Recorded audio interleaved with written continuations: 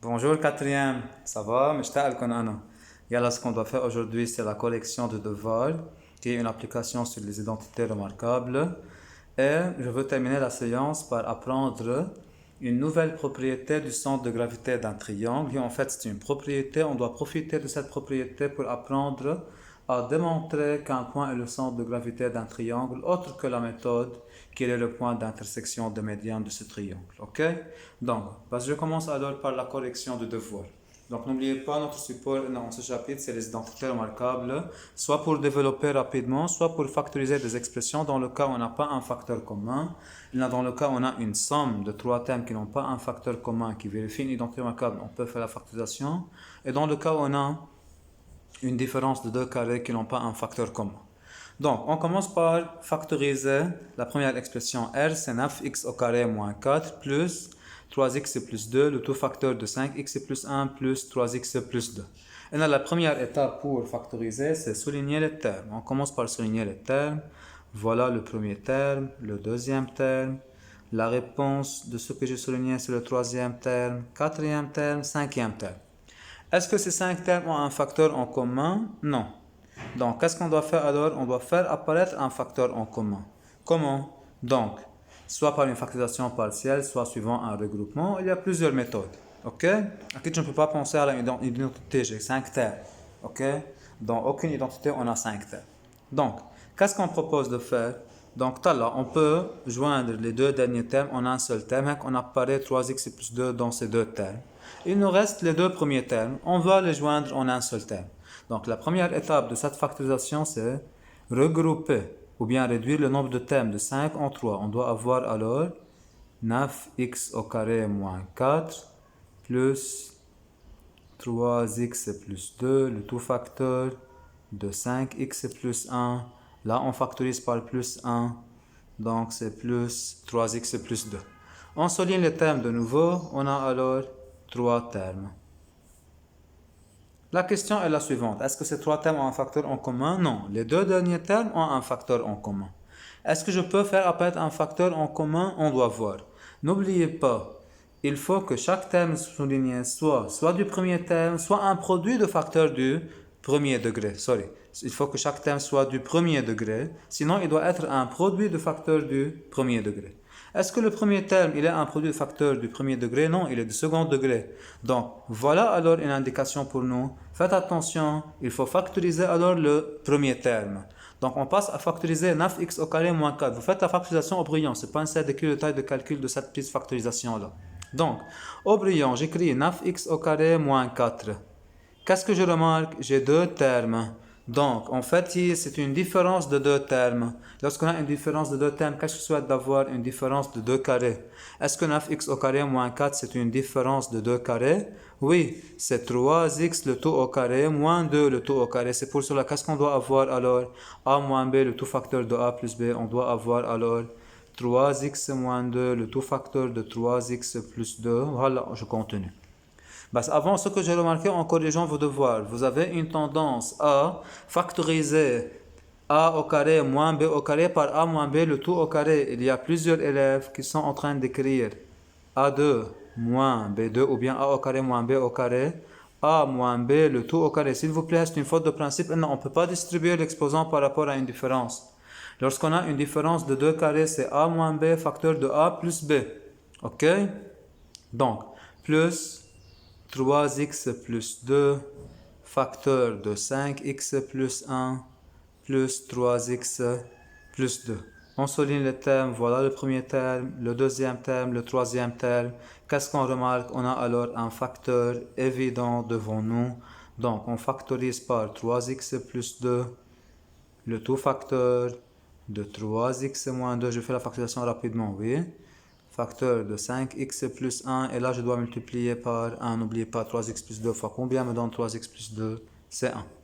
Donc c'est a fois b, mais b c'est réductible, on réduit alors b, 3x plus 5x c'est 8x, 1 plus 1, 2 moins 2 c'est 0. Donc alors voilà, c'est la forme a fois b. Donc avec a et b non factorisables, vous pouvez écrire si vous voulez 8x le tout facteur de 3x plus 2. Donc, c'était la factorisation de R. On passe maintenant à factoriser S. C'est 5x au carré moins 20 plus 3x plus 2, le tout facteur de x moins 2 plus 2x moins 4. Quand même, hein? On remarque qu'on a 1, 2, 3, 4, 5 termes. Donc, à notre objectif, on doit essayer de réduire le nombre de termes de 5 en 3 car on n'a pas un facteur évident devant nous. De cette manière, on doit faire apparaître un facteur évident. Comment? Alors, vous pouvez faire comme on a fait en haut. Donc, on doit joindre les deux premiers termes en un seul terme. Donc, on écrit 5x au carré moins 20. Ok, je veux la faire. Ou là, 2x moins 4, j'écris plus facteur de 2x moins 4. Donc, on doit avoir alors 5x au carré moins 20 plus 3x plus 2, le tout facteur de x moins 2 plus 2x moins 4. Voilà alors, on a une somme de 3 termes. Ok? Alors, qu'est-ce qu'on doit faire dans ce cas? On doit essayer de faire apparaître un facteur en commun. Et tel que, lorsque vous avez un terme du second degré, il faut l'écrire sous forme d'un produit de facteurs du premier degré chacun. Mon objectif c'est factoriser 5x au carré moins 20. Au brillant, j'écris 5x au carré moins 20. Là, 5x au carré moins 20. Je souligne les termes. N'oubliez pas, la première façon pour factoriser, c'est factoriser à partir d'un facteur en commun. Est-ce que 5x au carré et 20 sont des multiples d'un même nombre? Oui, ils sont des multiples de 5. Donc, il y a un facteur évident. Donc, c'est 5 facteurs de x au carré moins 4. Or, x au carré moins 4, c'est du second degré de nouveau. Je veux la factoriser. Donc, pour x au carré moins 4, on souligne de nouveau les termes. Qu'est-ce qu'on remarque? On a une différence de deux termes qui n'ont pas un facteur en commun. On souhaite qu'elle soit une différence des carrés. Or, x au carré, c'est le carré de x et 4, c'est 2 au carré. Donc, c'est quoi la forme factorisée de a au carré moins b au carré? C'est a moins b facteur de a plus b. Je répète, il y a plusieurs élèves qui ont la tendance d'écrire a moins b le tout au carré. Donc, de cette façon, on trouve x moins 2 facteur de x plus 2. Est-ce qu'on a commencé à profiter? Oui, là, on apparaît x moins 2. Dans le deuxième terme, on a x moins 2. Et en factorisant partiellement le troisième terme, je dois avoir 2 facteurs de x moins 2. Donc, on trouve alors 5 facteurs de x moins 2. Le tout facteur de x plus 2 plus 3x plus 2. Le tout facteur de x moins 2 plus 2 facteurs de x moins 2, et on apparaît alors un facteur évident, c'est x moins 2. Donc, on trouve x moins 2, le tout facteur de 5 facteurs de x plus 2, plus 3x plus 2, plus 2. Donc, c'est a fois b, mais b c'est réductible. On réduit alors b, c'est 5x plus 10 plus 3x plus 2 plus 2, on doit avoir alors x moins 2 facteur 5x et 3x c'est 8x plus 14. Donc voilà la forme a fois b, mais malgré que b elle est du premier degré, mais elle est factorisable. 8x et 14 sont des multiples de 2, je factorise alors par 2. Donc c'est 2 facteurs de x moins 2, le tout facteur de 4x plus 7, voilà la forme factorisée alors de S. Je passe à corriger l'exercice 50. Donc, numéro 50. La consigne c'est résoudre. Donc, on a des équations à résoudre. Je vous rappelle, les étapes à suivre pour résoudre une équation sont: première étape, préciser le degré de l'équation. Si elle est du premier degré, on applique algèbre. Si elle est du second degré au plus, on doit faire apparaître un produit de facteurs nuls. Si elle est du second degré, vous avez le choix. Ou bien a fois b égale à 0, ou bien grand x au carré égale à un nombre.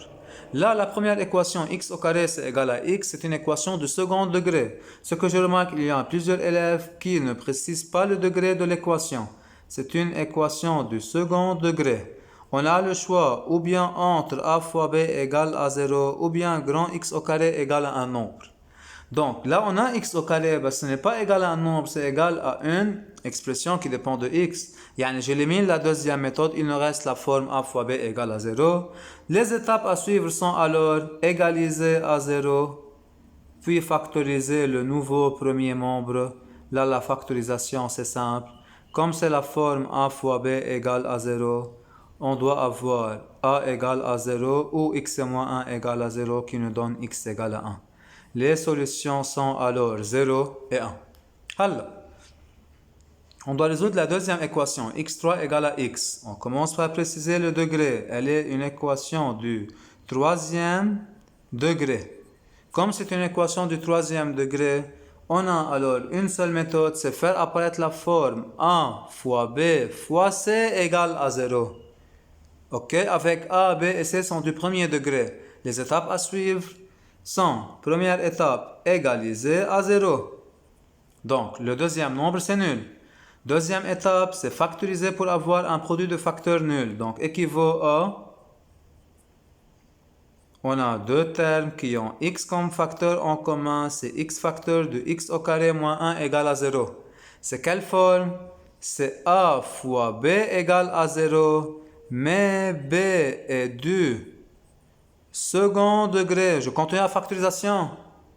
Donc, je factorise b alors qui est x au carré moins 1. On a deux termes, c'est une différence de deux termes. Je pense alors à la différence des carrés. C'est déjà x au carré moins 1, c'est-à-dire 1 au carré. Donc, je factorise, ça me donne a moins b facteur de a plus b. On trouve alors a fois b fois c égale à 0.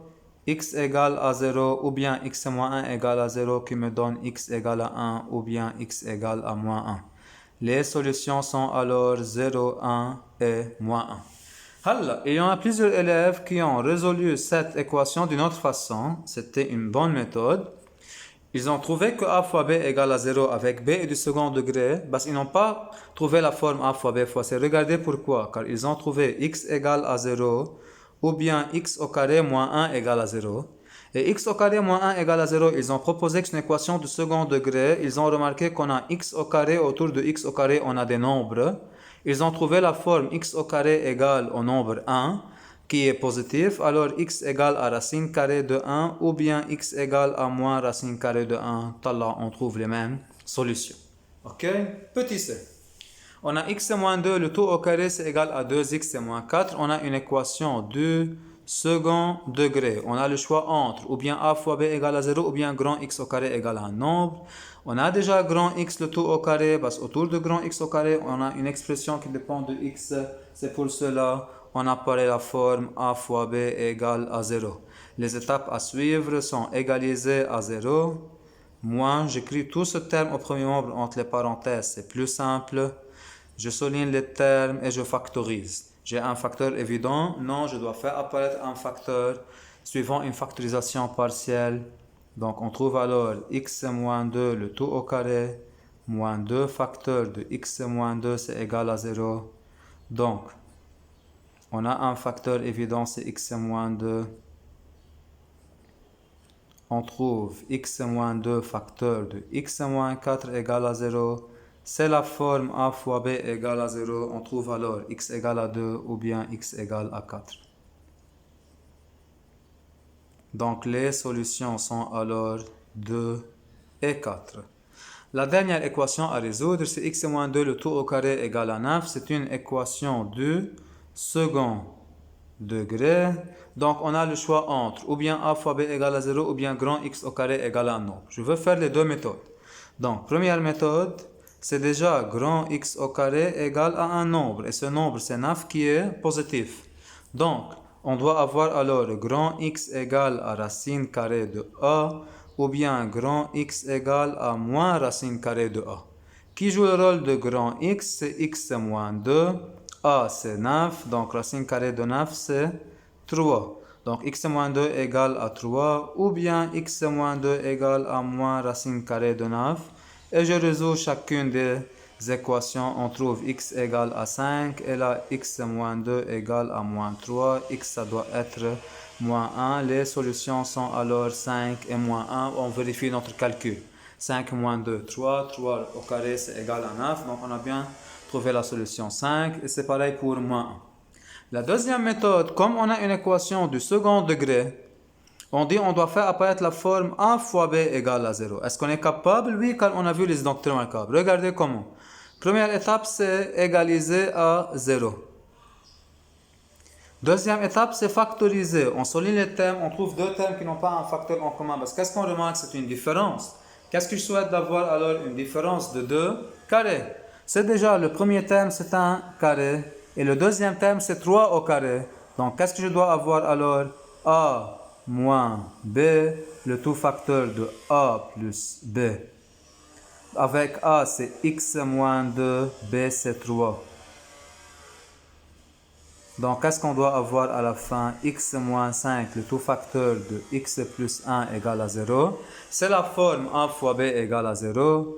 Donc, soit x égale à 5 ou bien x égale à moins 1 et on trouve les mêmes solutions. Donc, c'était la correction de devoir. Là, on passe alors à apprendre une propriété sur le centre de gravité d'un triangle. Puis, on doit apprendre une nouvelle méthode pour démontrer qu'un point est le centre de gravité d'un triangle. Ok, donc vous vous rappelez que le centre de gravité d'un triangle, c'est le centre d'équilibre du triangle tel qu'on sait là où je mets mon doigt et le triangle reste en équilibre. Ok, donc en tout cas, ce que vous connaissez pour déterminer ce point, on met le doigt, on essaye où il faut mettre le doigt pour que le triangle reste en équilibre. Et là, on a remarqué que le centre de gravité n'est autre que le point de rencontre des trois médianes du triangle. Donc voilà un triangle, je veux le nommer A, B, C par exemple. Je veux déterminer le centre de gravité. Non, au lieu d'essayer où il faut mettre le doigt pour que le triangle reste en équilibre, on trace la première médiane issue du premier sommet, la deuxième médiane, la troisième médiane. Je vous rappelle, une médiane, c'est un segment qui joint le sommet au milieu du côté opposé. Donc ce point, c'est le milieu. Là, j'ai déjà fait les codes. Ce point aussi, c'est le milieu du deuxième côté du triangle. Voilà le troisième point, quand même, c'est le milieu du troisième côté. Donc, on a alors les trois médianes du triangle qui se coupent en un point. Ce point, c'est le centre de gravité du triangle. C'est-à-dire, si je mets mon doigt en ce point, le triangle reste en équilibre. OK? Alors, ce qu'on doit apprendre, une nouvelle propriété. Donc, par définition, le centre de gravité, c'est le centre d'équilibre du triangle. Propriété, il est le point de rencontre des trois médianes du triangle. OK? Alors, on doit apprendre une nouvelle propriété. Regardez ce que j'ai fait. J'ai tracé le même triangle et j'ai déterminé le centre de gravité en traçant les trois médianes. Donc, voilà le centre de gravité G. Donc, en fait, on a une propriété, je ne dois pas démontrer cette propriété. Vous n'êtes pas responsable de la démonstration de la propriété. OK? Ou on peut la faire. Regardez ce qu'on remarque. Voilà la première médiane. OK? C'est de longueur presque 4,5 cm. OK? Si je partage la médiane en trois segments de même longueur, là, c'est le premier segment, c'est le deuxième segment, c'est le troisième segment. Le centre de gravité doit être sur cette médiane située à 2/3 de la médiane. Là, de B jusqu'à G, on a deux parties parmi les trois parties de la médiane. C'est pareil si je fais la vérification avec une autre médiane. Donc, supposons que je prends une autre médiane. Je vais nommer par exemple cette médiane AI. Qu'est-ce qu'on fait? On partage la médiane en trois segments de même longueur. OK? Donc, voilà alors, là, on a alors un segment de longueur là, presque 3,3. Donc, il faut que chaque segment, si je veux partager la médiane en trois parties de même longueur, il faut que chaque segment soit de longueur 1,1. Donc, voilà la première partie, voilà la deuxième partie, voilà la troisième partie. Alors, si du sommet, je prends deux parties parmi les trois, qu'est-ce que je dois avoir? La médiane. C'est pareil pour la troisième médiane. Du sommet, si je partage la médiane en trois parties, le centre de gravité doit être situé sur cette médiane à 2/3 du sommet. OK? Donc, voilà alors la nouvelle propriété du centre de gravité. La première propriété, le centre de gravité d'un triangle est le point de rencontre des trois médianes du triangle. C'est vrai. Parce que par définition, le centre de gravité, c'est le centre d'équilibre du triangle. Première propriété, que le centre de gravité d'un triangle est le point de rencontre des trois médianes du triangle. Deuxième propriété, ce qu'on a vu aujourd'hui, c'est le centre de gravité d'un triangle est un point d'une médiane de ce triangle. Ce n'est pas n'importe quel point, Yann. Mais si je vous donne par exemple un triangle et je vous demande où se trouve le centre de gravité de ce triangle, vous tracez une médiane et vous me dites alors, voilà le centre de gravité là. Non, il doit être un point de la médiane qui est situé aux 2/3 de la médiane à partir du sommet. Ok? Alors, voilà la médiane AI. C'est partagé en 3 segments de même longueur. Le centre de gravité, c'est 2 parmi ces 3 à partir du sommet A. Ok? Donc, ce qu'on doit écrire comme propriété, donc, comme j'ai le centre de gravité du triangle ABC, donc j'ai le centre de gravité du triangle ABC, alors, ou bien c'est équivalent à, c'est la même chose que ce que vous connaissez de la classe de 6e, G est le point de rencontre des 3 médianes du triangle.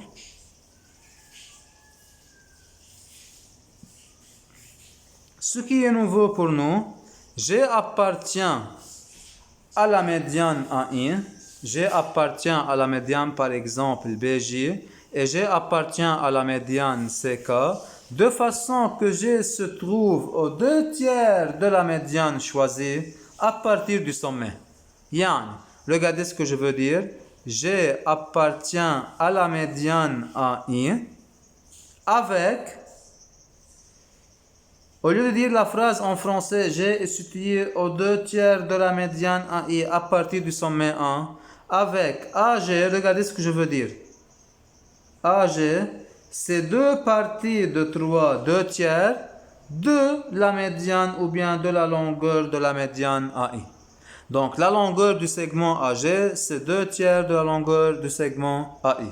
Ou bien, G appartient à la médiane BJ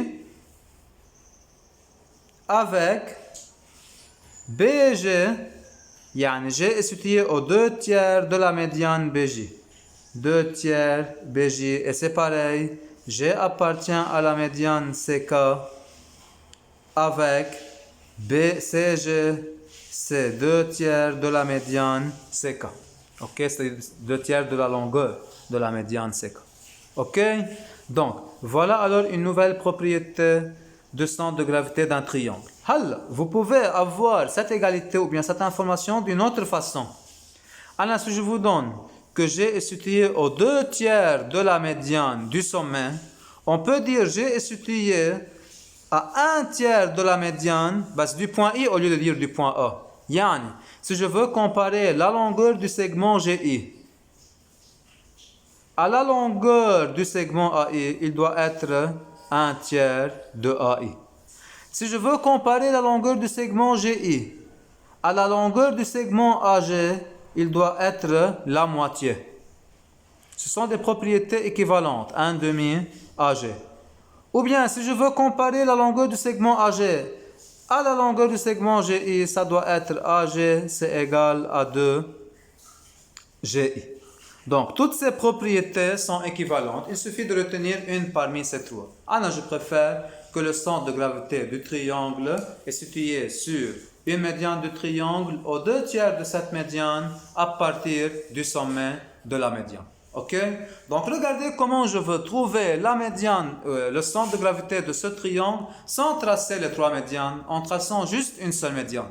D'habitude, pour déterminer le centre de gravité d'un triangle, je trace la première médiane, je trace une deuxième médiane et je trace une troisième médiane. Maintenant, ce n'est pas nécessaire de tracer la troisième médiane. Donc, il suffit de tracer 2 médianes du triangle. Cette fois, je veux déterminer le centre de gravité du triangle ABC en traçant une seule médiane. Regardez comment. Par propriété, ce qu'on a vu aujourd'hui, que le centre de gravité du triangle, il est un point de la médiane ou bien d'une médiane, mais situé aux 2/3 de cette médiane à partir du sommet. Supposons je propose de tracer la médiane issue de B, c'est par exemple BI. Avec I, c'est le milieu du segment AC. J'ai déjà cherché le milieu du segment AC. Alors, voilà les codes.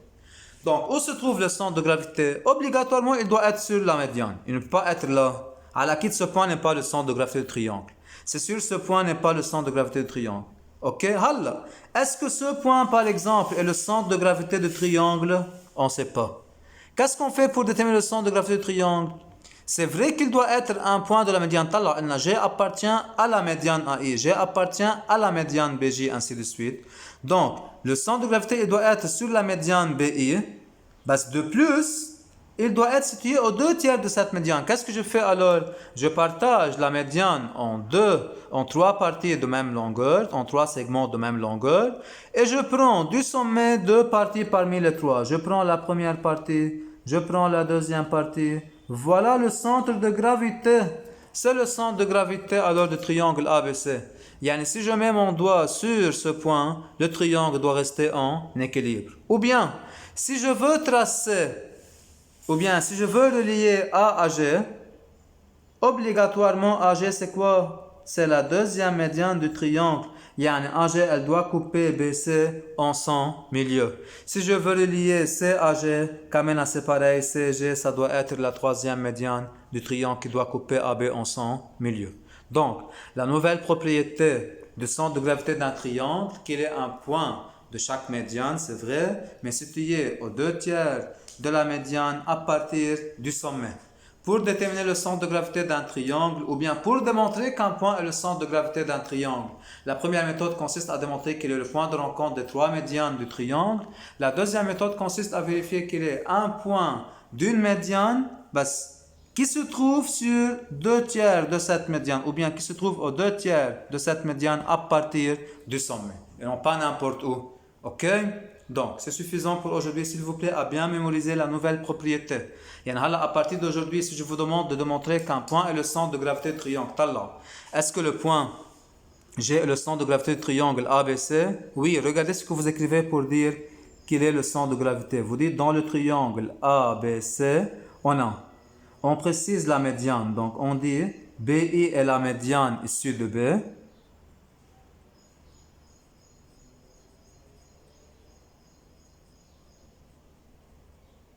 On n'a pas une deuxième médiane. Donc, on dit G est un point de la médiane BI avec BG, c'est égal à 2/3 BI. Alors, le point G est le centre de gravité du triangle. Alors, parfois, cette égalité, c'est compliqué à démontrer. Là, comment j'ai su? J'ai déjà décomposé. Dans un exercice, comment vous démontrez que BG, c'est égal à 2/3 BI?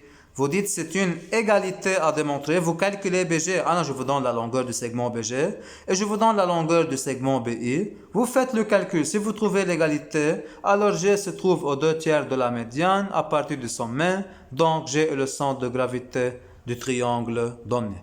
Donc voilà alors une nouvelle méthode pour démontrer qu'un point est le centre de gravité d'un triangle. Ou bien voilà alors une nouvelle propriété du centre de gravité d'un triangle. G est le centre de gravité. L'avantage, il est le centre d'équilibre du triangle. Il est le point de rencontre des 3 médianes. Et de plus, il est situé aux 2/3 de chaque médiane à partir du sommet de la médiane. Ok? Merci Catherine.